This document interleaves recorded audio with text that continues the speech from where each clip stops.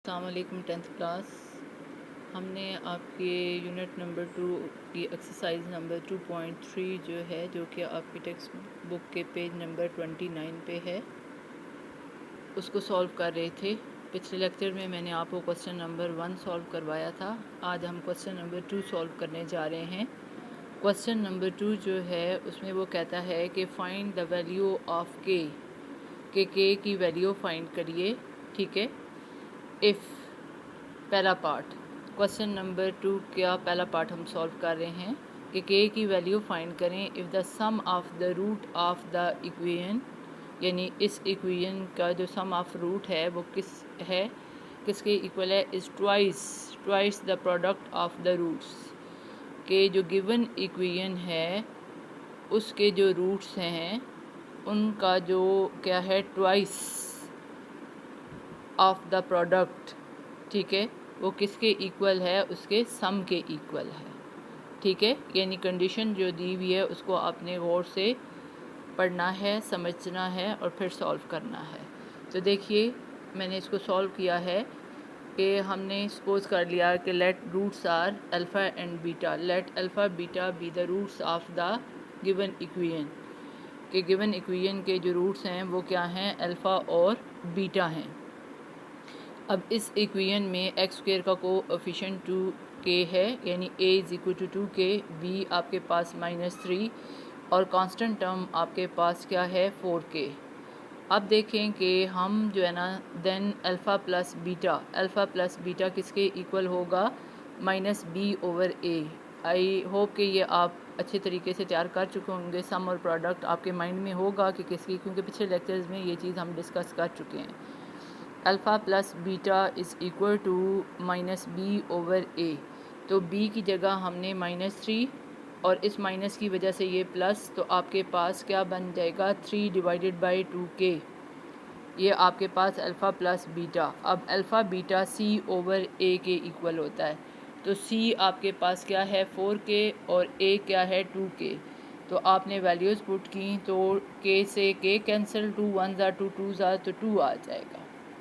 तो that's mean alpha beta यानी product 2 के इक्वल और सम किसके इक्वल है, 3/2k के। अब देखें कि सेंस क्या है, यानी कि गिवन कंडीशन आपके पास क्या है, अल्फ़ा प्लस बीटा यानी sum of the root is equal to twice किसके, प्रोडक्ट के। यानी प्रोडक्ट को डबल करो, ट्वाइस करो, तो तब वो सम के इक्वल होगा। ये गिवन है आपको। ठीक है, ये कंडीशन उसने आपको क्वेश्चन में यहाँ दी है। देखें, sum of the root of the equation is the twice of the product of the roots. ठीक है, तो ये हमने लिखा है। अब देखें कि जो हमने सम निकाला था, सम किसके इक्वल था, ये हमने पुट किया, और जो अल्फ़ा बीटा यानी कि प्रोडक्ट था वो हमने ये लिखा। ठीक है, अब ये आपके पास 2 2 ज़ार क्या बने, 4, ये 2k डिवाइड हो रहा है, उधर जाके क्या हो जाएगा, मल्टीप्लाई, तो ये चीज़ आ जाएगी 8k। तो 3 इज़ इक्वल टू 8k या 8k इज़ इक्वल टू 3 आप लिखें, और फिर 8 मल्टीप्लाई हो रहा है, उधर जाके क्या हो जाएगा, डिवाइड हो जाएगा। तो ये आपके पास क्वेश्चन नंबर 2 का पार्ट 1 मैंने सॉल्व कर दिया है। इसी तरीके से दूसरा पार्ट भी आप सॉल्व करेंगे। ठीक है, अब हम देखते हैं क्वेश्चन नंबर 3 का पार्ट 1।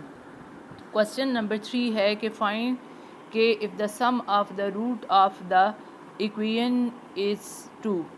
कि आपने क्या करना है कि के की वैल्यू फाइंड करनी है if the sum of the root of the equation जो है इज़ 2। ठीक है, अब ये कंडीशन दी है। अब देखें कि इसके लिए सोल्यूशन क्या है, कि हमने उसी तरीके से लेट कर लिया कि अल्फ़ा और बीटा इस इक्वेशन के क्या हैं, रूट्स हैं। तो इसमें देखें, एक्स स्क्वायर का कोएफिशिएंट 4k है, यानी a is equal to 4k, और b आपके पास यहाँ पे क्या है, 3k, और कांस्टेंट टर्म क्या है, -8। ठीक हो गया जी।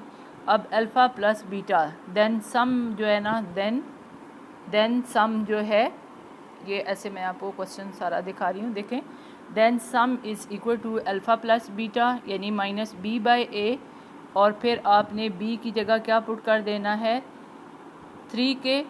ठीक है, और a की जगह क्या पुट कर देना है, 4k। तो ये माइनस आपके पास 3/4 आ जाएगा, क्योंकि k से k क्या हो जाएगा, कैंसिल। अब आप देखें कि and alpha beta is equal to C by A, तो सी आपके पास -8 है और ए क्या है 4k, तो 4 1s आर 4 2s आर, तो अब आपके पास प्रोडक्ट क्या आ जाएगा -2/k, सम ये आ जाएगा और प्रोडक्ट जो है -2/k, सम -3/4 और प्रोडक्ट -2/k।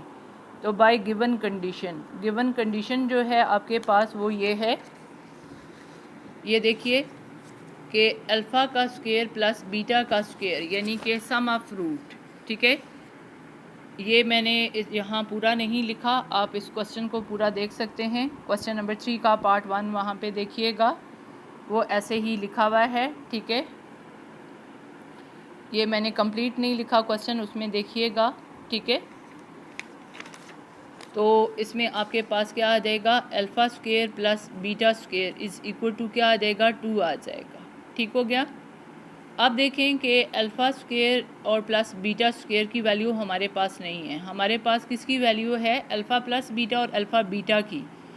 तो अब हम इसको जो है ना अगर alpha plus beta whole square बना लें तो तब हम जो है ना अल्फ़ा प्लस बीटा की वैल्यू यहाँ पे यूज़ कर सकते हैं।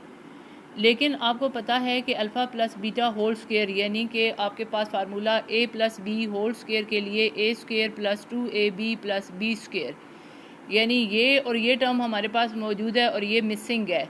तो हम ऐसा करते हैं कि जो है ना 2 अल्फ़ा बीटा ऐड भी करते हैं और सब्ट्रैक्ट भी करते हैं, तो ये कैंसिल हो के क्या आ जाएगा 0 आ जाएगा, और 0 एडिटिव आइडेंटिटी होता है, यानी 0 किसी नंबर में ऐड करने से फ़र्क नहीं पड़ता। तो वो प्रॉपर्टी हम इस्तेमाल करते हैं, ये रूल इस्तेमाल करते हैं और क्वेश्चन जो है कंप्लीट करते हैं।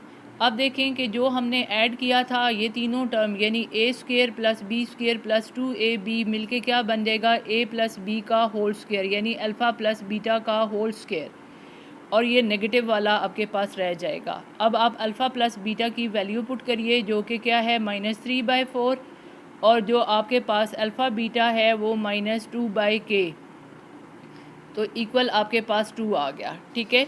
अब देखें कि 3 3s आर आपके पास क्या बना 9 माइनस क्या हो जाएगा प्लस, और 4 4s आर क्या हो जाएगा 16, माइनस माइनस प्लस और ये 4 और डिवाइडेड बाई k, 16 और k का एलसीएम आपके पास क्या आया 16k आया। 16 से 16k को डिवाइड करें k बचेगा, k को 9 से मल्टीप्लाई करें ये आ जाएगा, और k से k कैंसिल 16 16 4 आर 64 ये आ जाएगा। राइट साइड में तो है ही 2, यहाँ कुछ भी सॉल्व करने वाला नहीं है, हम सिर्फ लेफ़्ट साइड सॉल्व कर रहे हैं। अब देखें कि 16k इधर डिवाइड हो रहा है, उधर जाके मल्टीप्लाई हो जाएगा, 16 2s आर 32k हो जाएगा, ठीक है। अब आप प्लस जो है ना 9k है उधर जाके -9k आ जाएगा, 32 में से 9 सब्ट्रैक्ट किए 23। तो अब आपके पास आप इसे चाहें तो यूँ भी लिख सकते हैं, यानी x is equal to Y या y is equal to x, वो प्रॉपर्टी हम यूज़ कर रहे हैं। तो k इज़ इक्वल टू आपके पास 64/23 आ जाएगा, क्योंकि 23 मल्टीप्लाई हो रहा है, उधर जाके क्या हो जाएगा डिवाइड हो जाएगा, ठीक है। तो ये आपके पास k की वैल्यू आ गई।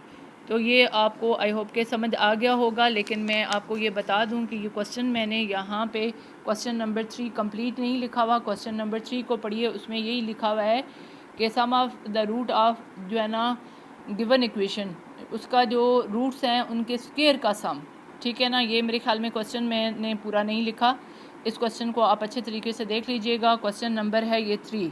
तो क्वेश्चन नंबर